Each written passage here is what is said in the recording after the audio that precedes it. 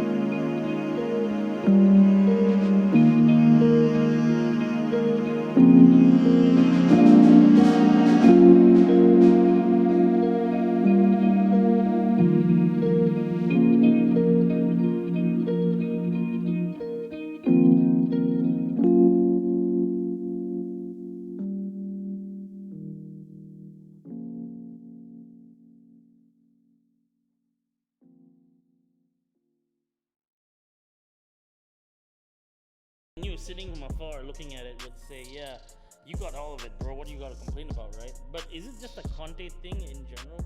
He felt the same way about the Chelsea board when he was at Chelsea. Only that, I think with Juventus to an extent as well. Exactly. To an extent in Juventus. I'm just wondering if this is like a thing he likes to do. Is it like something that he just likes to say to fire up his team? basically saying it's us against the world? Is it like because in the end they fell short of the Serie A. And it really does show because they were really challenging for the Serie A until very late on in the season, but they fell through. But they were really legit title contenders. I'm just interested to see how they'll do. Maybe the Europa League will salvage the relationship. Yeah, that's true. And Victor Moses and Lukaku had a very good season. They rebuilt their careers in Italy. So I want to see how they do in the future. So then, this whole Serie A thing. Now Juve's got Pirlo, right? And the thing about Pirlo is that they're saying that he's going to be the Ronaldo whisperer.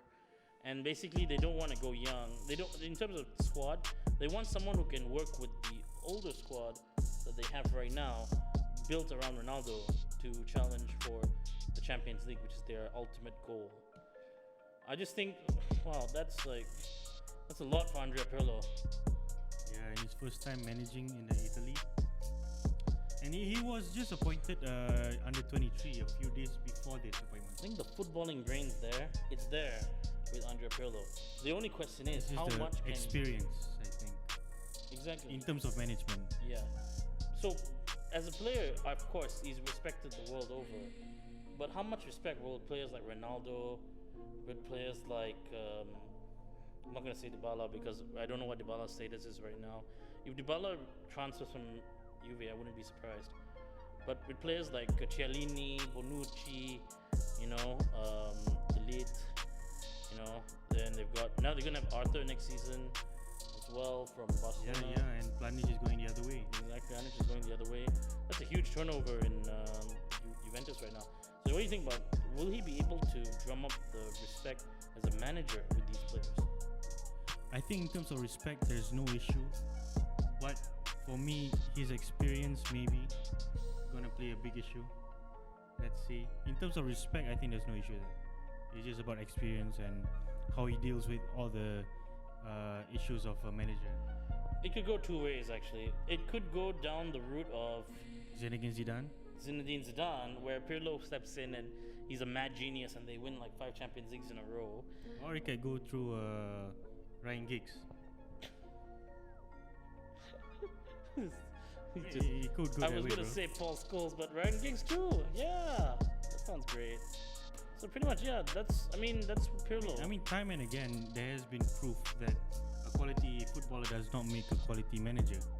I forgot to mention, by the way, really underrated player in Juventus, Bernardeschi. Really good player. Oh yeah, that's true. Yeah, I'm a big fan of his. Definitely, Juventus is going to have an interesting season next season. I'm interested to see what they're going to do. But yeah, Andrea Pirlo, good luck to you, sir. So, next thing we're going to talk about right now is what's happening in the Champions League and the Europa League. So the European football. So in the Europa League, the semi-final is going to be Man United versus Sevilla, and then Inter Milan against Shakhtar Donetsk. So what do you think about the semi-final? Well, I mean, these are really good matches if you're a football purist. In terms of entertainment value, United against Sevilla is a match with a lot of historical merit to it. Sevilla have knocked United out of some pretty big European competitions before. Yeah, that's true. Keep in mind that all 4 of these teams are already qualified for the Champions League next season. So, right now, if you don't finish the top 4 of a league or top 3, the only way for you to go to a Champions League is to win the Europa League. So, just a fun fact, every team here is already qualified for the Champions League. I just think it's a good opportunity for teams to get a trophy under their belt. Yeah, especially Man United and Sevilla, I think. I think Inter, quite frankly, need this more than anyone. But then again, Shakhtar surely wants to prove a point that if Shakhtar win this, if they want to prove a point. If Shakhtar win this, bro, I don't know what to say. I mean, it's gonna be playing one leg only, so sudden death. Yeah, this can go anyway. Yeah, really, it could go Shakhtar's way. I like this one leg system they've got. It's cool. Yeah, that's true. Yeah, I love it too. It's a staple of international competitions, but this time around, it's pretty interesting. I mean, in this one leg sudden death game, it really does give a chance for a team like Shakhtar Donetsk or any underdog team to have a chance in Europe. Exactly. What do you think about that? I think it does. I think it's a good thing for the underdogs, and I think it's an interesting opportunity for them to get a European title. I will say this though. Let's talk about the United Sevilla game first.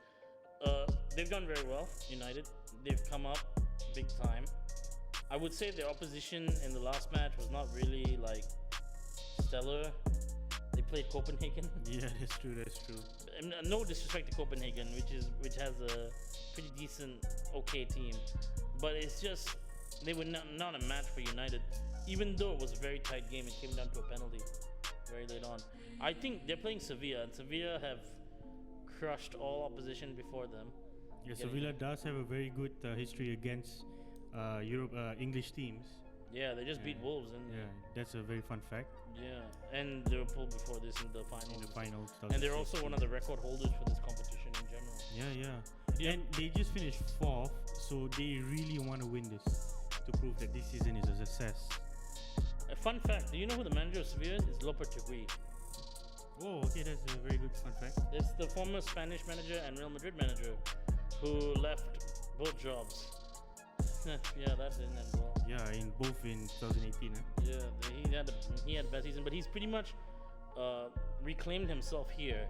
And the great thing about Sevilla is in the front, not very impressive. Ocampos, Suso, and the guy in the middle there, they're